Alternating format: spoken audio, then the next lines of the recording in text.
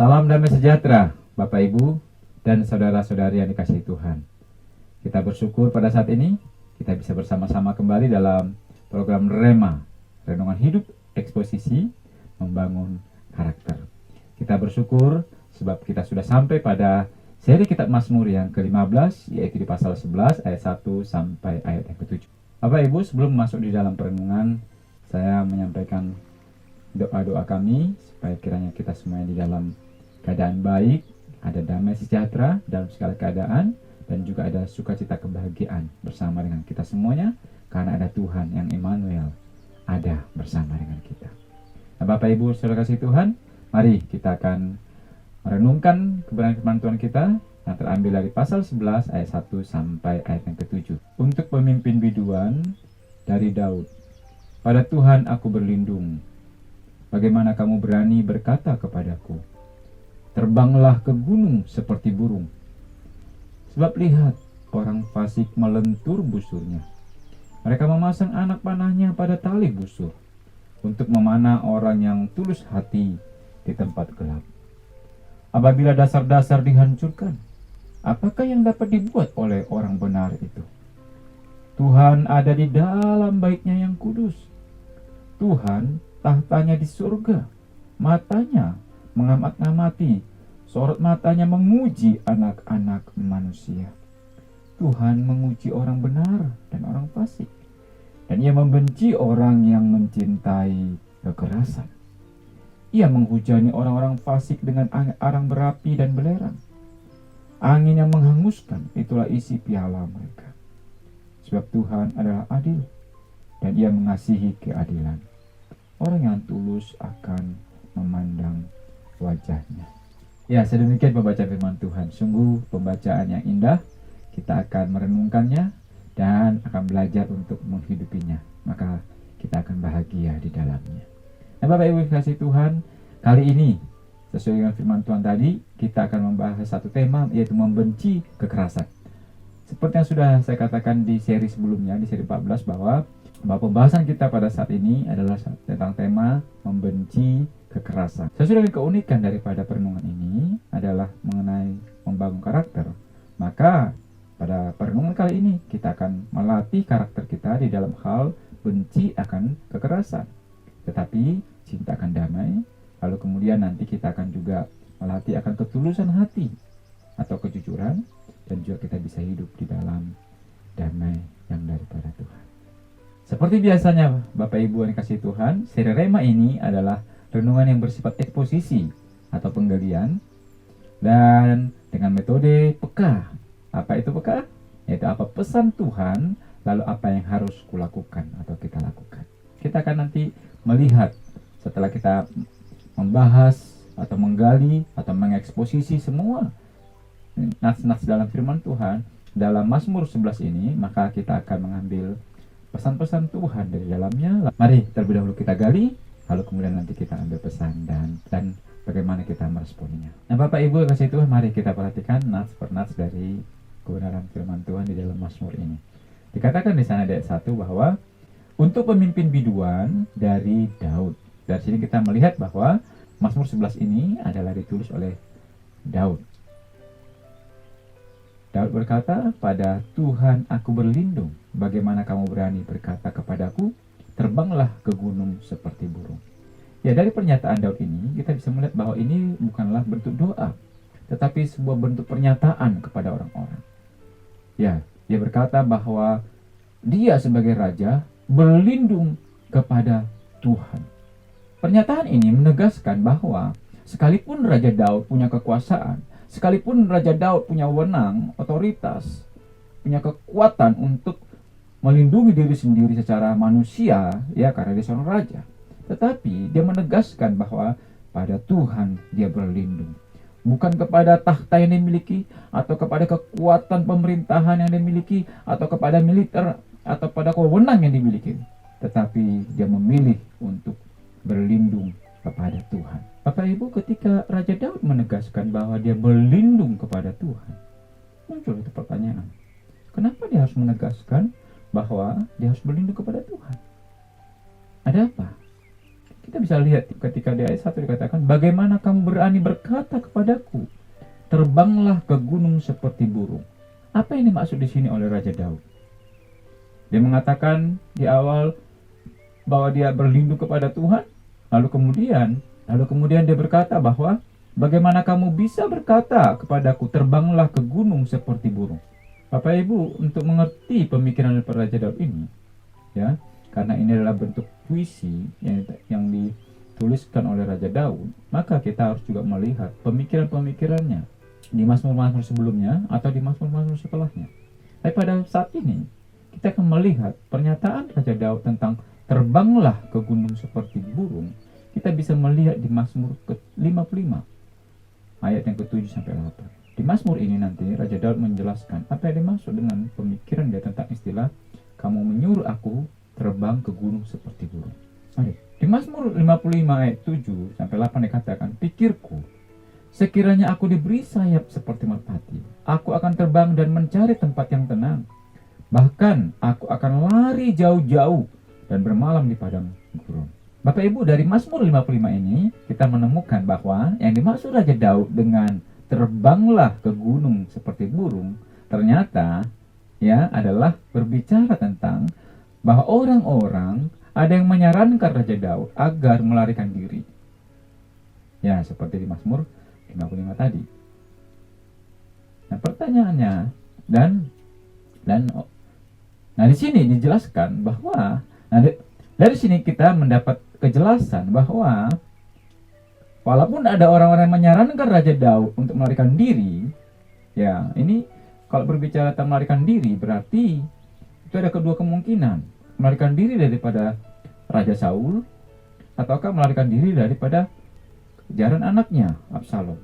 Tapi Raja Daud berkata bahwa dia tidak memilih untuk melakukan hal itu. Dia berkata bahwa aku berlindung kepada Tuhan. Bagaimana dia berkata bahwa dia akan berlindung kepada Tuhan. Dia tidak memilih hal-hal yang lain, pilihan-pilihan yang lain, sekalipun itu ada. Ya, tetapi dia memilih untuk berlindung kepada Tuhan. Dan dia tidak mau melarikan diri dari masalah yang ada. Dia menghadapi masalah itu.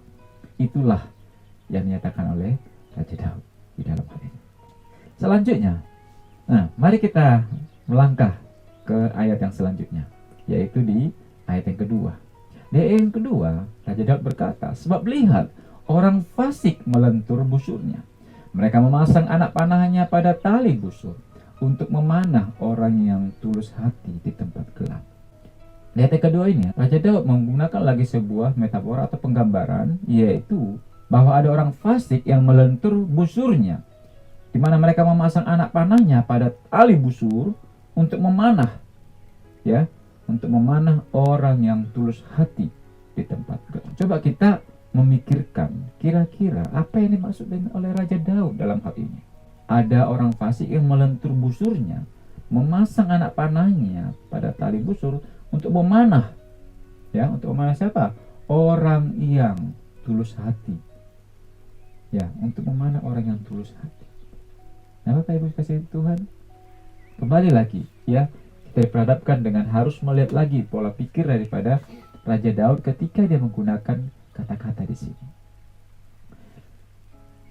Nah, Bapak Ibu, seperti tadi, seperti prinsip eksposisi adalah harus Alkitab itu menjelaskan dirinya sendiri. Kitab satu dijelaskan oleh kitab yang lain. Nah, kita lihat pemikiran daripada Raja Daud karena dia penulisnya. Ya, kita harus melihat juga dari pemikirannya di kitab di Mazmur 64 ayat 4. Di Mazmur 64 ayat 4 dikatakan, yang menajamkan lidahnya seperti pedang, yang membidikkan kata yang pahit seperti panah. Nah, Bapak Ibu, dari sini kita bisa mengerti, ternyata yang dimaksud dengan untuk memanah, istilah memanah itu bukanlah dalam arti memanah secara fisik memanah, tetapi ternyata yang dimaksud adalah kata-kata yang pahit. Ya, karena ayat 64 kata-kata tadi membidikkan kata yang pahit seperti panah.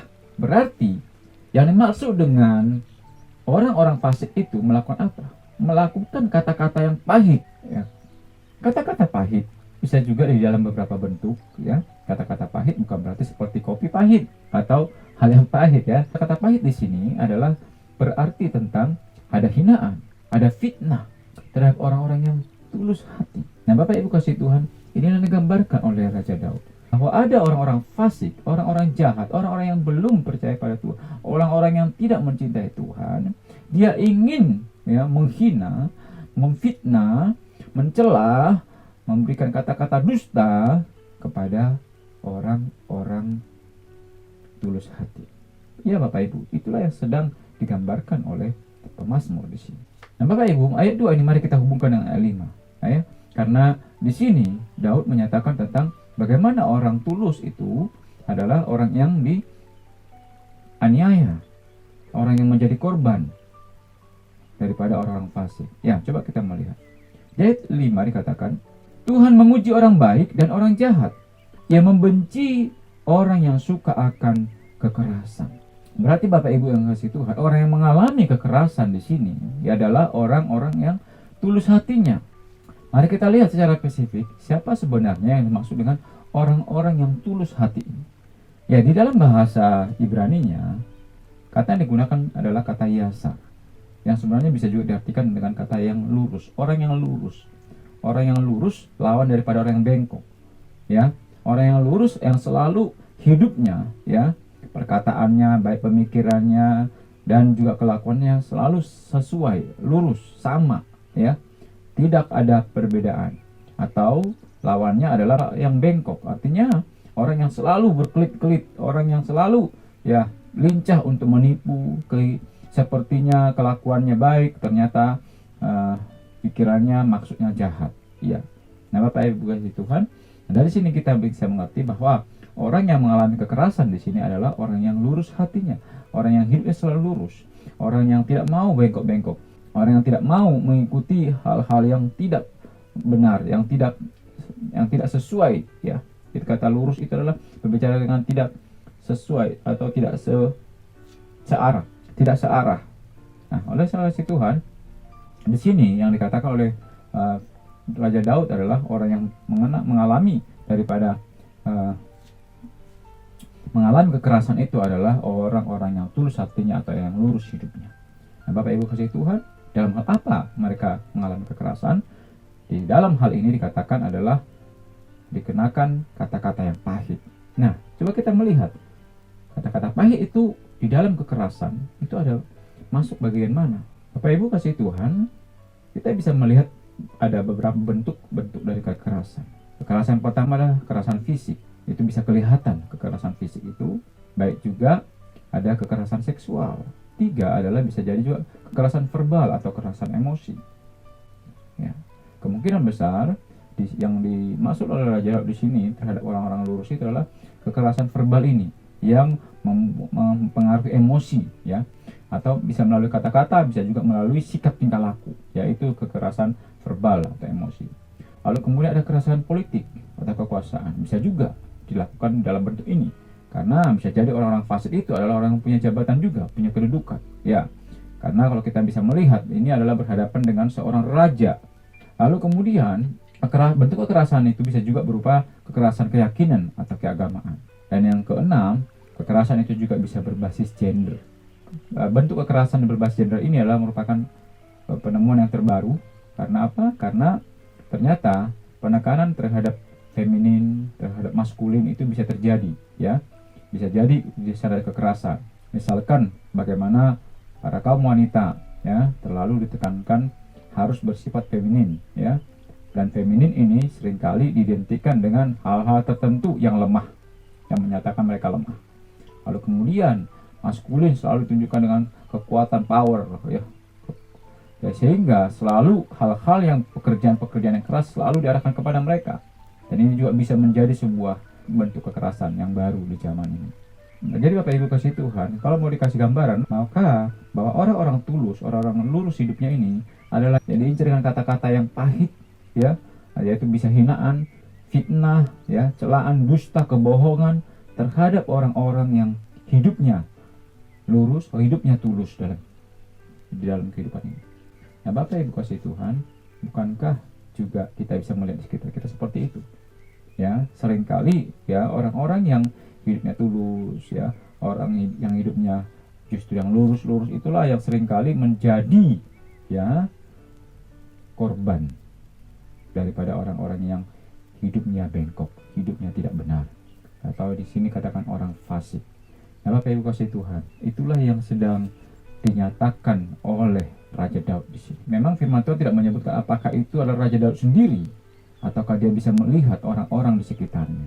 Tapi daripada seri yang sebelumnya kita bisa melihat bahwa memang Raja Daud memiliki kepedulian yang tinggi terhadap orang-orang di sekitarnya. Kasih Tuhan, kita juga bisa melihat bagaimana Raja Daud memberikan perbandingan di sini di ayat 5 dan ayat 7. Ayat ke-5 dikatakan Tuhan menguji orang baik dan orang jahat. Ia membenci orang yang suka akan kekerasan. Lalu kemudian di ayat ke-7, sebab Tuhan baik dan adil, Ia mengasihi orang yang berbuat baik. Orang jujur akan melihat dan mengenal Tuhan. Pada bagian ini saya mengambil dari bahasa Indonesia masa kini. Bapak Ibu, mari kita perhatikan ya bahwa Raja Daud memberikan perbandingan di sini bahwa Tuhan membenci orang yang suka kekerasan. Kata membenci itu adalah sangat ditekankan di sini bahwa sama sekali tidak suka, ya, bahwa hal itu yang sangat tidak diinginkan oleh Tuhan di dalam hidupnya. Apa? Yaitu orang-orang yang suka akan kekerasan. Nah lalu kemudian di ayat yang ke-7 ditegaskan lagi bahwa kalau Tuhan benci kepada orang yang suka kekerasan, maka kebalikannya adalah Tuhan mengasihi orang yang suka berbuat baik. Ya, ini hal yang harus kita bisa melihat ya. Nanti akan dijelaskan Daud lagi bahwa apa yang dimaksud dengan orang yang suka berbuat baik ini. Ya, nanti kita akan ambil lagi bahwa apa yang dimaksud dengan Raja Daud dengan orang yang suka berbuat baik ini. Yaitu kalau kita bisa melihat tadi bahwa dia lanjutkan di sana, yaitu adalah orang yang jujur. Ya, orang yang jujur sebenarnya itu adalah sama, kata yang sama tadi dari di ayat 2, yaitu tentang bahwa itu adalah orang yang tulus, orang yang lurus hidupnya. Ya, kadang-kala memang bisa digunakan bergantian, ada kata tulus, kata jujur, kata lurus ya. Dan ini kata yang sama yang disesuaikan dengan konteksnya. Nah, Bapak Ibu kasih Tuhan, bahwa ya dari sini kita bisa bahwa orang yang jujur itulah orang yang suka berbuat baik. Nah, sedangkan orang fasik itu adalah orang yang suka kekerasan. Karena tadi ya orang fasik yang memanah di situ digambarkan, sedangkan korbannya adalah orang tulus, orang jujur atau orang yang lurus hidup. Hal selanjutnya yang perlu kita lihat adalah bagaimana Raja Daud tidak hanya bisa menggambarkan bahwa apa yang dilakukan orang fasik, apa yang terjadi kepada korban, yaitu orang-orang tulus, orang-orang yang lurus hidupnya. Raja Daud juga memberikan gambaran hukuman, ya. Hukuman dari apa? Karena Tuhan tadi kan dikatakan melihat, mengamat-ngamati, baik orang yang benar, baik orang yang fasik hidupnya. Kata mengamat-ngamati adalah sebuah penegasan bahwa Allah bukannya ya sedang tidur, ya, atau sedang jauh, atau sedang tidak peduli. Tetapi mengamat-ngamati artinya adalah sangat memperhatikan dengan detail apa yang dilakukan oleh orang-orang fasik itu dan apa yang dilakukan oleh orang yang tulus atau orang yang benar itu. Nah, ini yang sebenarnya terjadi. Ya, kadang-kala mungkin secara manusia kita tidak melihat Allah langsung melihat mengamat-ngamati, tetapi ya Raja Daud menggunakan kata-kata itu, mengamat-ngamati, ya, seperti seorang penjaga ya yang di dalam medan perang dia harus betul-betul mengamat-ngamati bagaimana keadaan sekitarnya, ya, sehingga dia tahu apakah sedang ada musuh atau tidak. Nah, gambaran itulah yang sebenarnya dikenakan di sini. Bagaimana harus mengetahui dengan detail apa yang sebenarnya sedang dilihat. Ya, gambaran mengamat-ngamati adalah seperti seorang dokter juga yang sedang melihat dengan alat pembesar, ya, dengan detail, ya, apa yang sedang ditelitinya. Demikian juga yang dinyatakan oleh Raja Daud di sini bahwa Tuhan, ya, melihat dengan sangat begitu teliti, ya, sampai kepada hal-hal yang terkecil yang mungkin tidak terlihat oleh manusia, tetapi Tuhan bisa melihat, yaitu apa?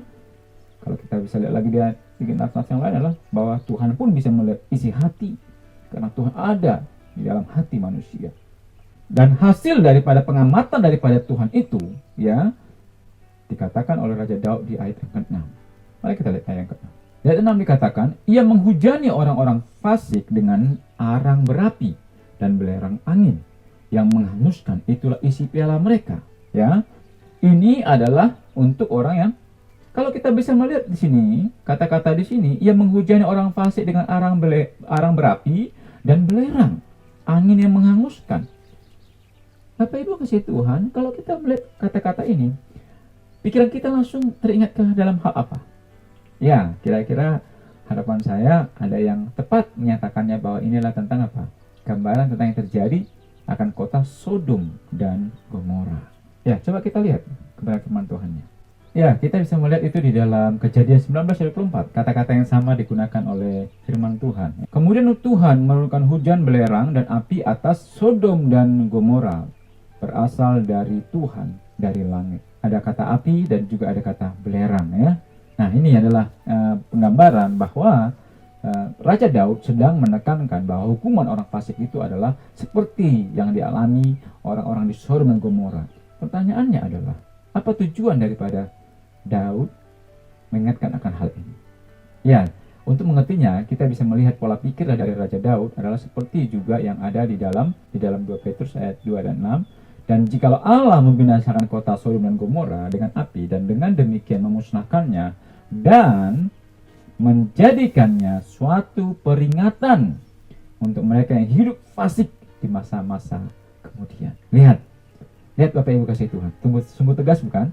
Ya, bahwa pemikiran Raja Daud yang begitu jauh di Perjanjian Lama, ternyata di dalam akhir-akhir daripada penulisan kitab, yaitu 2 Petrus, ya, kita tahu bahwa itu adalah bagian-bagian akhir daripada 66 kitab. Ternyata hal yang sama ditegaskan. Apa itu? Bahwa tentang Sodom dan Gomora itu adalah menjadi suatu peringatan untuk mereka yang hidup fasik, hidup jahat, yang melakukan kekerasan terhadap orang-orang yang tulus, kepada orang-orang yang benar. Sungguh tegas, ya. Petrus berkata untuk apa? Menjadi suatu peringatan untuk mereka yang hidup fasik di masa-masa kemudian. Ya, artinya setelah Sodom dan Gomora itu, ya, Tuhan pun akan masih bisa terus menghukum umat-umat yang hidup di dalam kefasikan, hidup di dalam kejahatan, hidup di dalam kekerasan terhadap orang-orang yang benar. Bapak Ibu, Tuhan itulah yang sedang tegaskan di sini. Mungkin kita berpikir, masa ada lagi dalam sejarah ada kota yang dibakar oleh Tuhan seperti Sodom dan Gomora? Tuhan sedang berbicara di sini bukanlah detail peristiwanya, tetapi bagaimana ada prinsip penghukuman di situ.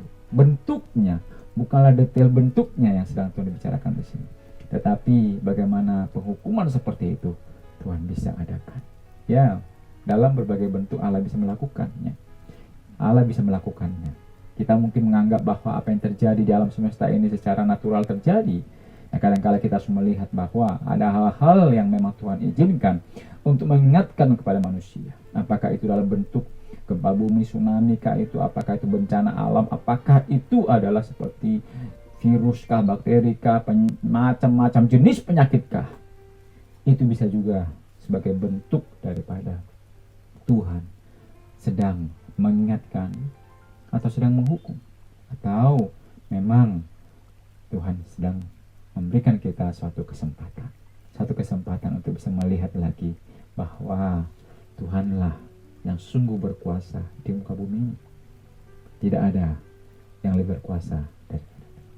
Nah, saudara kasih Tuhan, itulah yang sedang dikatakan di sini, bahwa Tuhanlah yang sedang berkuasa dan segala-galanya. Nah, Bapak Ibu, kalau tadi Raja Daud sudah menjelaskan bahwa ada ganjaran atau hukuman terhadap orang yang mencintai atau suka kepada kekerasan karena Tuhan benci itu, maka Tuhan juga tidak hanya berhenti di situ. Raja Daud menjelaskan bahwa ada ganjaran juga bagi orang-orang yang mencintai kebenaran, yang mencintai hidup yang damai, yang mencintai hidup yang tulus, seperti yang tadi kita dinyatakan oleh Daud. Hal itu dinyatakan Raja Daud di dalam ayatnya yang ke-7. Dikatakan, sebab Tuhan adalah adil dan Ia mengasihi keadilan. orang yang tulus akan memandang wajahnya. Bapak Ibu kasih Tuhan. Ya, kalau tadi di sana ada hukuman seperti Sodom dan Gomora, tetapi di sini dikatakan di ayat 7, orang yang tulus akan memandang wajahnya. Nah, Bapak Ibu kasih Tuhan, frasa orang yang tulus akan memandang wajahnya ini sebenarnya itu adalah bentuk terjemahan baru oleh LAI, Lembaga Alkitab Indonesia. Tetapi juga saya coba bisa melihatnya dari bahasa Ibraninya, bahwa kata-kata ini ya, atau kalimat ini bisa juga diganti dengan seperti ini ya. Tuhan akan memperhatikan orang yang tulus atau orang yang lurus hidupnya. Saya melihat fokusnya adalah kepada Tuhan yang akan memperhatikan. Sama seperti tadi bahwa Tuhan yang mengamati apa yang dilakukan oleh orang baik dan orang yang jahat, ya. Sama juga halnya bahwa Tuhan yang akan memperhatikan orang-orang yang tulus itu. Apa tujuannya kemudian memperhatikan ini? Itu yang menjadi pertanyaan kita. Mari kita lihat kembali pemikirannya di nats lain yang akan menjelaskan arti daripada kata-kata puisi yang dimunculkannya di sini. Nah, ternyata itu ada di dalam Mazmur 37 ayat 37. Ya, ini nats yang sering kita dengar, Mazmur 37 ayat 37. Ya, dikatakan di sana, perhatikanlah orang yang tulus dan lihatlah kepada orang yang jujur. Sebab pada orang yang suka damai akan ada masa depan. Jadi Bapak Ibu, ya, tujuan daripada Tuhan memperhatikan orang-orang yang tulus itu tadi adalah bentuknya adalah apa? Untuk memberikan jaminan masa depan kepada mereka. Ini adalah hal yang sungguh unik, karena bagi orang-orang fasik ini adalah sesuatu yang unik, Bapak Ibu kasih Tuhan. Kenapa? Karena bagi orang-orang fasik, mereka adalah sasaran yang empuk, yang sangat mudah bagi mereka untuk dihancurkan. Tetapi lihat ini. Justru yang menurut orang fasik itu memang secara manusia mereka bisa melihat ini sangat begitu gampang untuk dihancurkan, untuk ditipu muslihat, diberlakukan hal-hal tipu muslihat kepada mereka. Tetapi lihat siapa yang memperhatikannya, siapa yang akan menjadi pembelanya. Di sini dikatakan, perhatikanlah orang yang tulus dan lihatlah kepada orang yang jujur, sebab pada orang yang suka damai akan ada masa depan. Justru Tuhan yang sudah melihat itu, dia menjaga, seperti Daud berkata, orang-orang yang tulus itu berlindung kepada Tuhan. Dan ketika dia berlindung kepada Tuhan, maka Tuhan menjaga dia. Memperhatikan di sini bukan hanya sekedar memperhatikan, melihat, tetapi ketika dia perhatikan apa yang terjadi kepada orang-orang tulus itu, Tuhan yang menjaganya, Tuhan yang melindunginya. Seperti yang dikatakan Raja Daud, perlindungannya adalah kepada Tuhan. Maka lihat satu kesatuan pemikiran daripada Raja Daud.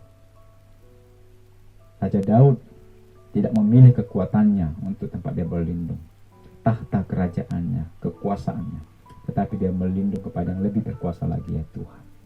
Dan ketika Tuhan yang melindunginya, tidak ada satupun yang bisa menggagalkannya. Ketika Tuhan yang melindunginya, maka segala tipu muslihat orang yang sekalipun Raja Daud tidak dengarkan, Tuhan tahu dengan tepat. Ya, masuk rencana mereka, rancangan-rancangan mereka yang jahat sekalipun, Tuhan bisa membuat itu, menggagalkannya atau menjadikannya tetap terlaksana, tetapi tetap untuk apa? Kebaikan daripada Raja Daud, kebaikan daripada orang-orang yang tulus, orang-orang yang hidupnya lurus di hadapan Tuhan.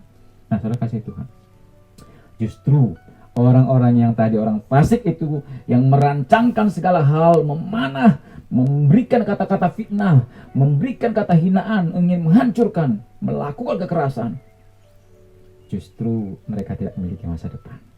Orang-orang yang lurus hidupnya, orang yang tulus, orang yang jujur hidupnya, justru orang itulah yang apa?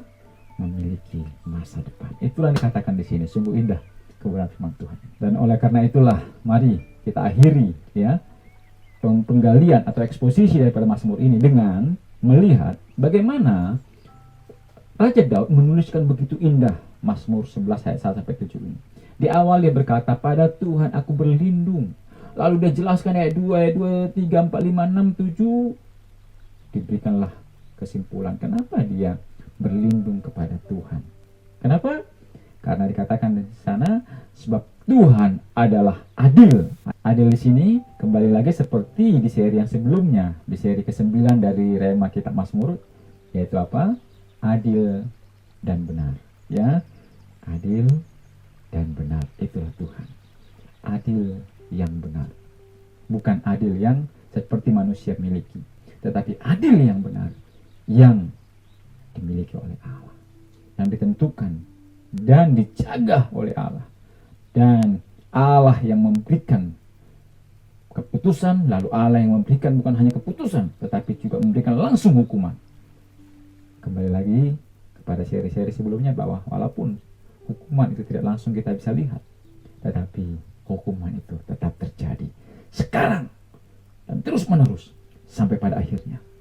Bukan ada kata nanti di dalam penghukuman. Selalu itu adalah sesuatu yang terjadi sekarang dan juga progresif terus menerus. Bapak Ibu kasih Tuhan, sungguh indah. Raja Daud di awal berkata bahwa aku berlindung kepada Tuhan. Lalu dijelaskan bagaimana keadaan-keadaan orang di sekitarnya yang sedang ingin menghancurkan orang-orang yang tulus. Dan orang tulus ini seakan tempat yang empuk untuk menjadi mangsa, menjadi korban. Tetapi pada kenyataannya Tuhan adalah adil dan benar. Makanya dia tetap melindungi umat-umatnya, melindungi orang-orang yang benar. Yang sekalipun menurut dunia ini lemah, tetapi dia memiliki singa dari Sion. Dia memiliki raja daripada segala raja. Dia adalah Tuhan yang tertinggi. Dia adalah penguasa daripada segala penguasa. Dialah yang mengerti dengan tepat rancangan pemikiran manusia, sekalipun tempatnya tersembunyi, dirancangkan oleh orang-orang berpikir mereka hebat, mereka punya kuasa, tetapi Tuhan mengetahuinya, dan tangan Tuhan sendiri yang akan turun seperti kepada Sodom dan Gomora. Dia tidak perlu langsung datang, hanya menyuruh malaikatnya datang, dan selesailah semuanya. Bapak Ibu kasih Tuhan, bagaimana dengan kita?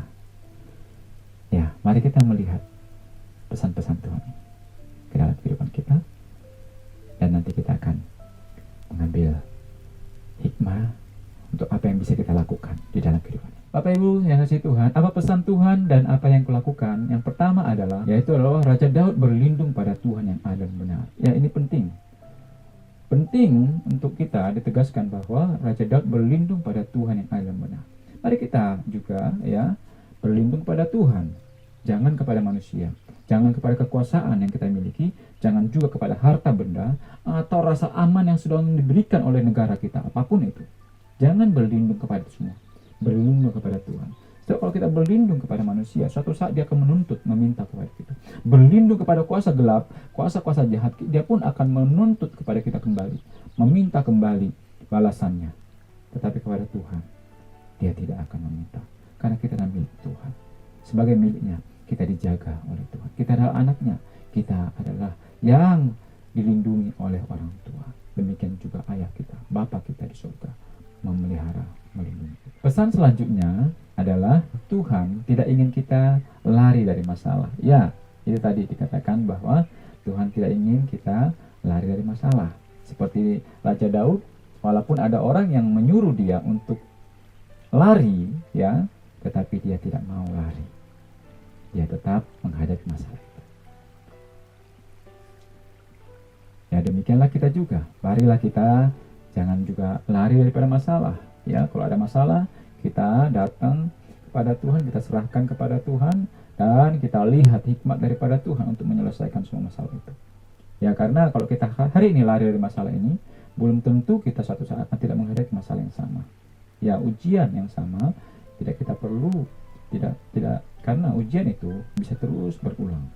Dan kalau kita tidak lulus di hal yang sama, bisa jadi juga suatu saat kita dihadapkan lagi dengan ujian yang sama, dengan masalah yang sama.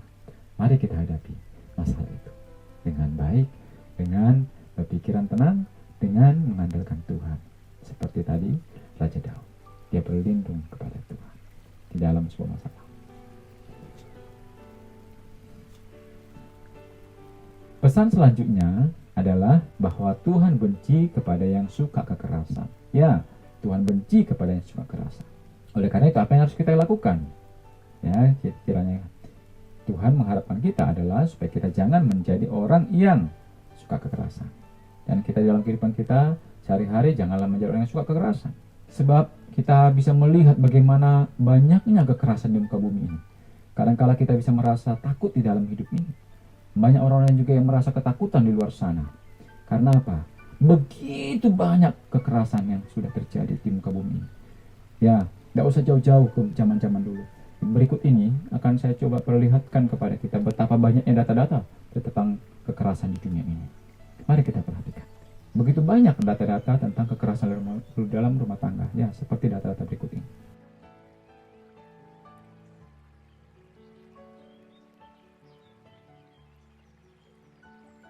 Bagi keluarga-keluarga Kristen, mari tunjukkan bahwa Kristenan itu adalah agama yang sangat manusiawi, sangat memberikan perlindungan kepada kaum yang lemah, baik itu laki-laki sebagai suami melindungi istrinya, justru bukan menyiksa istrinya, melakukan kekerasan baik itu secara perkataan, baik juga apalagi secara fisik.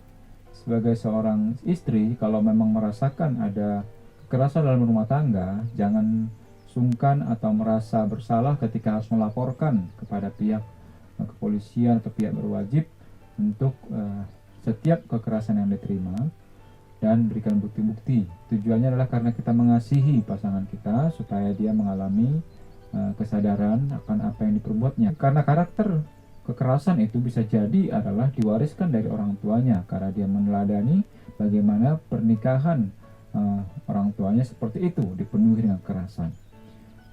Lalu kemudian kalau kita sebagai anak yang melihat orang tua kita mengalami kekerasan atau melakukan kekerasan, maka kita juga punya tanggung jawab, ya, untuk melaporkan hal itu supaya jangan terus-menerus terjadi demikian. Ada banyak juga data-data yang berbicara tentang kekerasan di tempat kerja.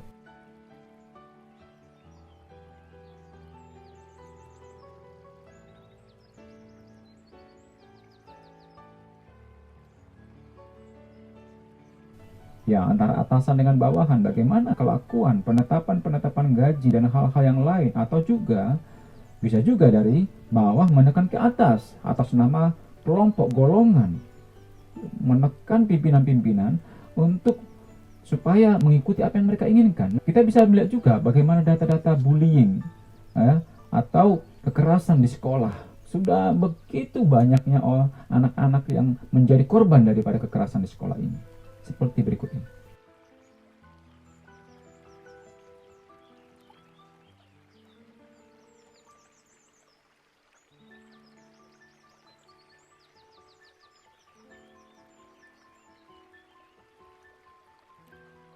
Sebagai seorang pelajar, ke sekolah adalah untuk belajar. Ya, jadi jangan sampai ke sekolah itu untuk melakukan tawuran atau menyiksa orang yang lemah, yang kelihatannya lemah, mungkin karena kita punya posisi atau punya geng, ya. Tidak ada guna memiliki kelompok adalah untuk melakukan kekerasan. Yang baik itu adalah kelompok untuk belajar bersama. Jadi jangan perbanyak lagi orang-orang yang dibully, merasakan sakitnya, direndahkan, dihina melalui perkataan, apalagi ada kekerasan fisik di sana. Dan jangan sampai sekali-sekali melakukan kekerasan seksual, karena kita harus melihat masa depan daripada orang yang kita bully itu. Bully atau perundungan itu sangat menyiksa orang yang menjadi korban, karena bisa jadi mereka merasa terhina, bisa jadi mereka juga tidak ingin ke sekolah. Jadi sebagai siapa yang membuli atau merundung ataupun melakukan intimidasi, bertobatlah, karena tidak pernah lepas daripada hukuman Sang Ilahi. Tuhan mengerti siapa saja manusia yang ditindas, mau agama apa, mau suku apa, mau orang ekonomi seperti apa, dia tetap ada yang peduli, yaitu Tuhan. Tolong perhatikan ini bukan karena saya benci kepada orang yang membuli, justru karena saya mengasihi. Karena orang yang membuli atau merundung biasanya adalah orang yang tidak memiliki percaya diri, tidak menghargai dirinya, sehingga dia tidak bisa menghargai orang lain. Dia tidak memiliki kasih, karena dia mungkin tidak pernah mendapatkan kasih, maka dia tidak mengasihi orang lain. Jadi lebih baik perbaiki diri daripada menyiksa orang lain, ya. Dan bagi yang membuli atau merundung ataupun itu mengintimidasi, menyiksa teman-temannya dengan kata-kata ataupun fisik, bahkan dalam bentuk seksual, itu adalah dosa, ya. Dosa itu tidak selalu hanya mencuri, tidak hanya selalu berbohong, tetapi menyiksa, mengintimidasi, memberi tekanan kepada rekan-rekan kita, teman-teman kita, itu juga tidak benar. Karena mungkin kita punya fisik yang baik, fisik yang lebih kuat, gunakanlah itu untuk sesuatu yang baik, justru untuk melindungi orang-orang yang kita tahu bahwa mereka dirundung atau disiksa. Dan jangan sungkan-sungkan bagi siapa yang menjadi korban, laporkanlah kalau kita ada yang dirundung atau mengalami bully, intimidasi di sekolah, dimanapun kita berada. Bagi sekolah juga harapan saya adalah menerapkan aturan dan pengawasan yang baik, dan juga bagi orang tua juga jangan sering-seringlah bertanya apa yang terjadi di sekolah, dan menjadi sahabatlah bagi anak-anak, sebab bisa jadi anak-anak kita adalah korban penindasan, korban intimidasi, bullying ataupun perundungan di sekolah. Oleh karena itu, janganlah biarkan mereka menjalaninya sendiri, tetapi perhatikanlah mereka. Hari ini tentang membenci kekerasan. Saya harap siapapun kita tidak ada yang suka akan kekerasan, karena kalau sakit dicubit atau sakit dipukul, maka orang lain pun sakit dipukul. Kalau sakit, kalau tidak mau dihina, kalau tidak mau difitnah, kalau tidak mau dicaci maki, dilecehkan atau direndahkan, maka orang lain pun tidak mau direndahkan, tidak mau dihina, tidak mau dilecehkan. Oleh karena itu, jangan lakukan apa yang tidak kamu inginkan. Lakukanlah apa yang kamu inginkan kepada orang lain. Kalau engkau ingin dikasih, kasih orang lain. Kalau ingin dihormati, hormati orang lain. Kalau engkau memang ingin memiliki teman-teman, maka pilihlah pergaulan yang baik. Jauhi pergaulan yang buruk. Jangan merasa masuk ke sebuah geng atau kelompok adalah dengan harus melakukan kekerasan. Justru itu adalah awal daripada kehancuranmu.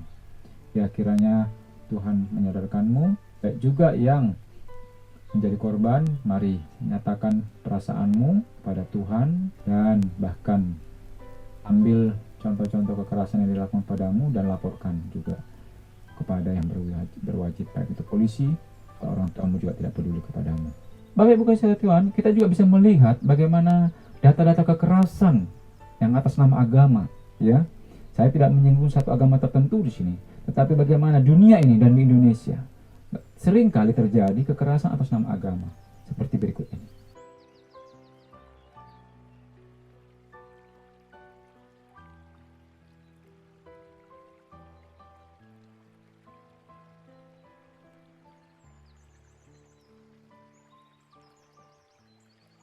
Saudara kasih Tuhan, jikalau ada agama yang tanya adalah agama yang sangat memberikan kedamaian bagi orang lain, tapi nyatanya dari agama ini banyak menjadi orang-orang yang teroris, banyak yang menjadi pemberi ketakutan di muka bumi ini, maka cara salah satunya adalah stop untuk mengikuti agama itu supaya jangan semakin banyak yang menjadi pengikutnya. Yang kedua adalah kalau kita memang agama itu, hormati orang lain, karena orang lain juga layak untuk hidup di muka bumi ini.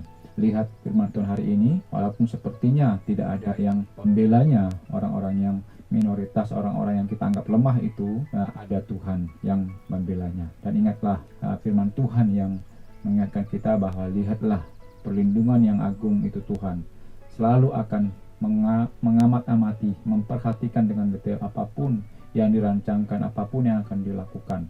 Sebab Tuhan tidak pernah berhenti, tidak pernah tertidur, dia selalu memperhatikan. Oleh karena itu, pertama bagi kita yang tahu bahwa ada agama begitu, tidak usah ikuti agama seperti itu, karena itu akan membuatmu menjadi orang-orang seperti itu.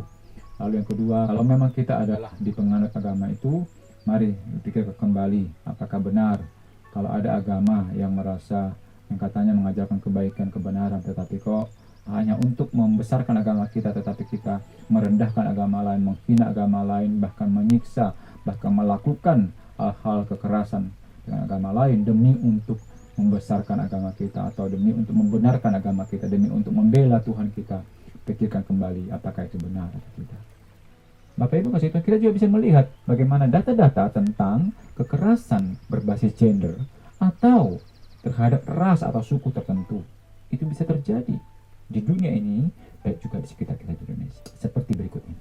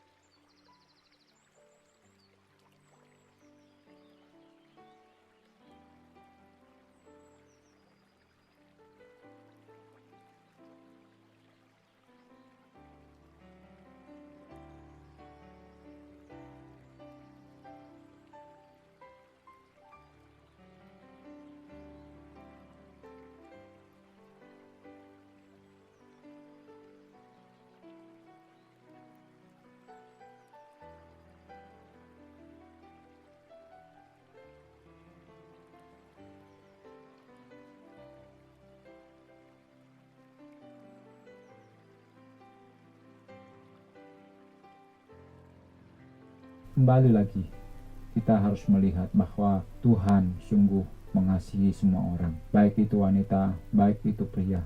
Bagi Tuhan itulah sama nilainya, sebagaimana dua-duanya adalah ciptaan Tuhan. Mari kita yang korban, baik yang pelaku, sama-sama melihat kepada kebenaran firman Tuhan hari ini, bahwa Tuhan benci yang namanya kekerasan.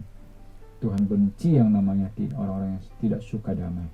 Tuhan benci yang namanya orang yang suka melakukan hal-hal fitnah, hal-hal kata-kata yang pahit kepada orang yang jujur, orang yang tulus, orang yang kita anggap lemah di muka bumi ini. Mari, ingatlah hari ini bahwa Tuhan mengingatkannya. Dan Tuhan hanya mengingatkannya, ingatlah bahwa Tuhan akan memberikan hukuman. Tuhan ada, dan jangan pernah lupa bahwa Tuhan ada.